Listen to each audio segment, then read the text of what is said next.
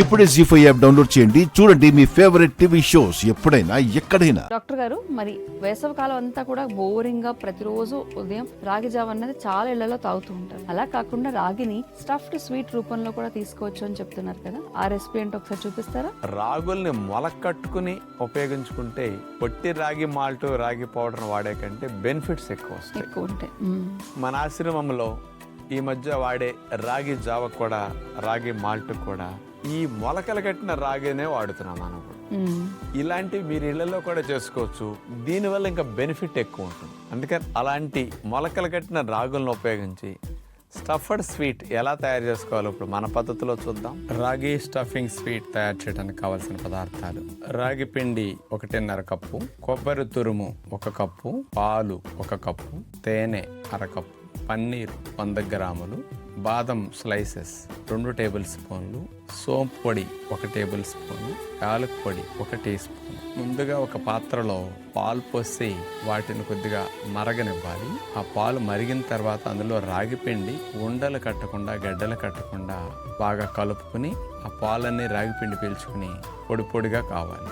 అలా 2 నిమిషాలు అట్లా ఉంచి పొడిగా అయిన తర్వాత దాన్ని పక్కన పెట్టుకుంటాం. మరొక నాన్ స్టిక్ పాత్రలో పచ్చి కొబ్బరి తురుము వేసేసి పచ్చిపోయేటట్లు దోరగా దాన్ని వేపించుకోవాలి. పచ్చిపోయేసరికి కొబ్బరి కూడా చూడండి పొడి పొడిలాడుతూ కదులుతూ ఉంటుంది. అలా బాగా పొడి పొడిలాడిన తర్వాత అందులో తేనె వేస్తాం. తేనెతో కొబ్బరిని అట్లా బాగా కలపాలి. అందులో కొద్దిగా సోంపు పొడి, బాదం స్లైసెస్ ని వేసేసాం. అందులో పన్నీరు తురుము వేయటం జరిగింది. ఈ కొబ్బరి కూరలో వీటన్నిటిని బాగా కలిపేసేయాలి. ఇక స్టఫింగ్ మెటీరియల్ కూడా సిద్ధమైంది. దాన్ని పక్కన పెట్టుకుని పొడిగా ఉన్న రాగి పిండిని కొద్దిగా ముద్దగా అవటం కోసం కావాలంటే జిగురు కావాలంటే కొద్దిగా తేనె వేసుకోవచ్చు.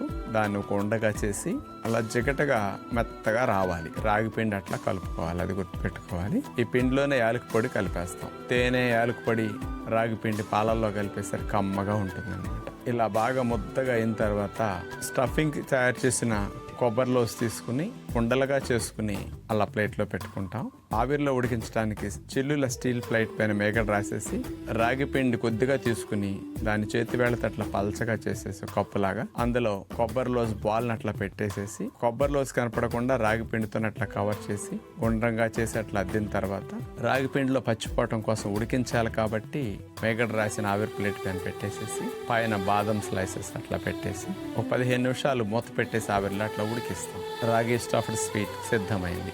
రాగుల్లో కాల్షియంతో పాటు ఫైబరు, ప్రోటీను, యాంటీ ఆక్సిడెంట్స్ ఇట్లాంటివన్నీ కూడా చాలా ఎక్కువ ఉంటాయి. కాబట్టి ఎముక పుష్టితో పాటు ఆరోగ్యానికి కూడా ఇది చాలా చాలా మంచిది. కాబట్టి ఈ రకంగా స్ప్రౌటింగ్ చేసిన వాటిని మనం వాడుకుంటే ఇంకా ఫలితాలు 2 ఉంటాయి. కాబట్టి ట్రై చేసి చూడండి. చూసారు కదండి, రాగి స్టఫ్డ్ స్వీట్ ని తయారు చేసుకునే విధానం ఏంటో.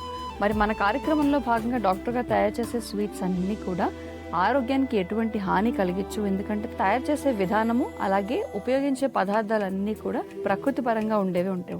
జీ5 యాప్ డౌన్లోడ్ చేసి అన్ని ఎపిసోడ్స్ పూర్తి ఉచితంగా చూడండి.